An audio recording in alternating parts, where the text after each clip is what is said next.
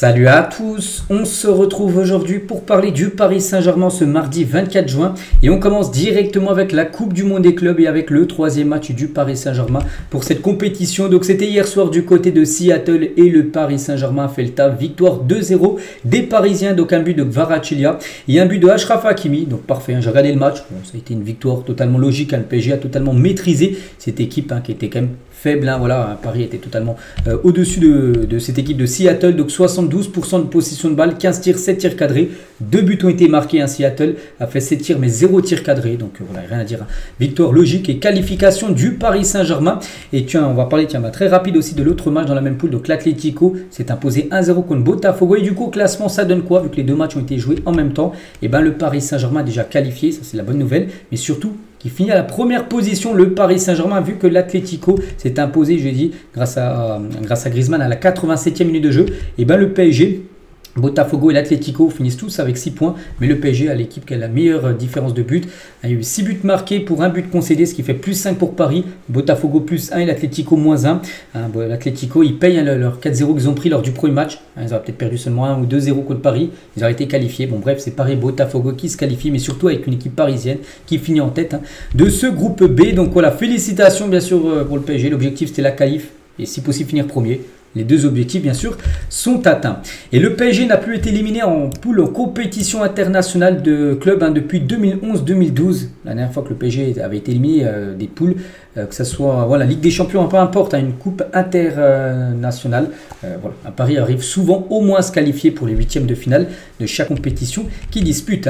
Et du coup, l'adversaire du Paris Saint-Germain, bon, je pense que vous le savez déjà, ça sera Miami, l'Inter Miami de Léo Messi, ancien joueur bien sûr. Léo Messi, on sait qu'il a eu souvent après des propos après son départ du PSG, que ça a été, qu'il n'avait pas été heureux au PSG. Les deux, moi ça me hype à fond, totalement cette affiche des huitièmes de finale. Donc ça se jouera en plus à un horaire totalement abordable.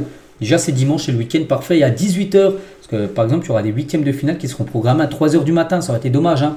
Regardez un PSG Inter à 3h du matin, ça sera 18h heure française dimanche. Parfait les gars. Donc en plus ça sera dans un sublime stade, ça sera Atlanta dans le Mercedes-Benz Stadium. Ce stade qui est sublime les gars, regardez, il a coûté plus d'1 milliard, mais pas que Paris aimerait s'inspirer de stades américains. Et Paris s'inspire un petit peu de ce stade-là, par exemple du Mercedes-Benz Stadium pour bientôt le nouveau stade qui va être construit du côté de Paris. Donc ce sera dans ce sublime stade que le PSG affrontera l'équipe de Miami dimanche. On continue avec Luis Enrique en conférence de presse à la fin du match hier. Qu'est-ce qu'il a pu penser de cette rencontre contre Seattle?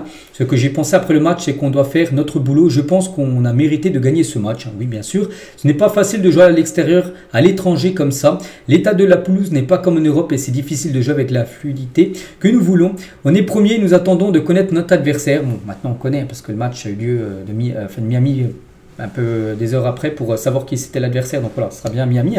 Donc Dembélé, j'espère qu'il sera là. On jouera le 29 et on sera prêt comme équipe. Et c'est encore mieux si Ousmane a récupéré. On espère que Ousmane Dembélé puisse enfin jouer des minutes dans cette Coupe du Monde des clubs dimanche contre l'équipe de Miami.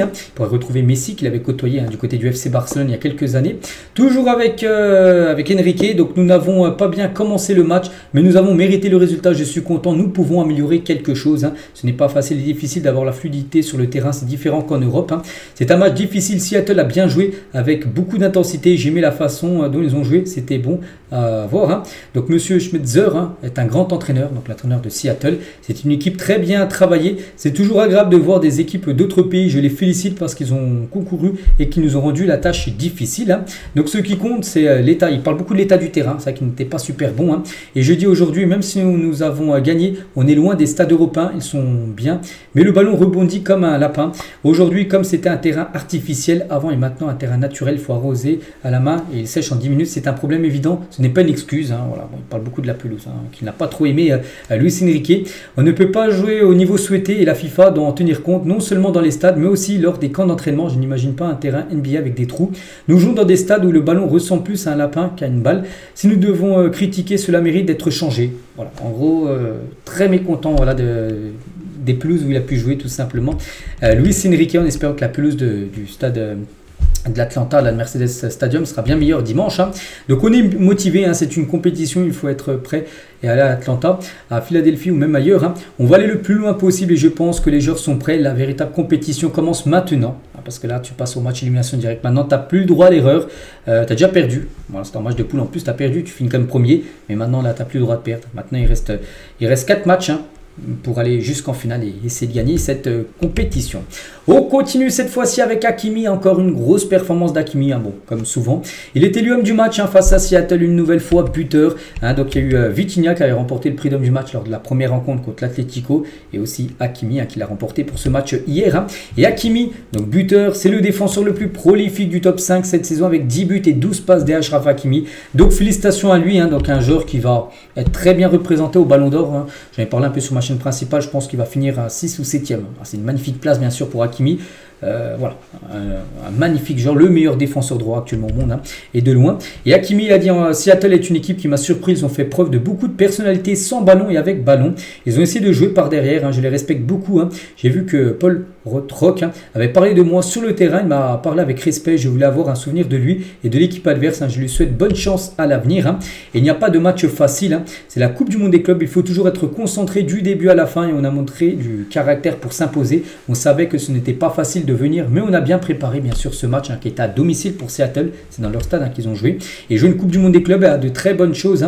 C'est un privilège d'être ici. La chose la plus négative que j'ai ressentie aujourd'hui et que nous ne pouvons pas changer, c'est la chaleur, qui faisait encore très chaud, mais il faisait encore moins chaud quand même que le match qui avait été joué contre l'Atlético, là il faisait 37, hier il faisait 20-21, il faisait quand même chaud, mais beaucoup moins chaud qu'il y a quelques jours, et cela fait que notre style, que nous aimons avoir la possession, quand il fait chaud, les joueurs sont plus fatigués, voilà ce qu'il peut dire Hakimi.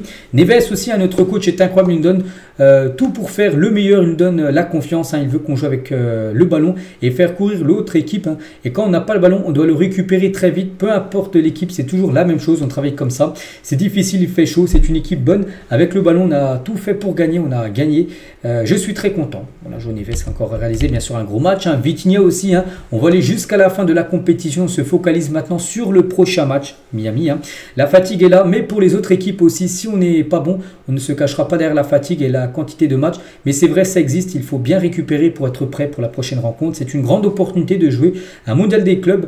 Comme le coach nous a dit, on ne sait pas quand cette opportunité se représentera.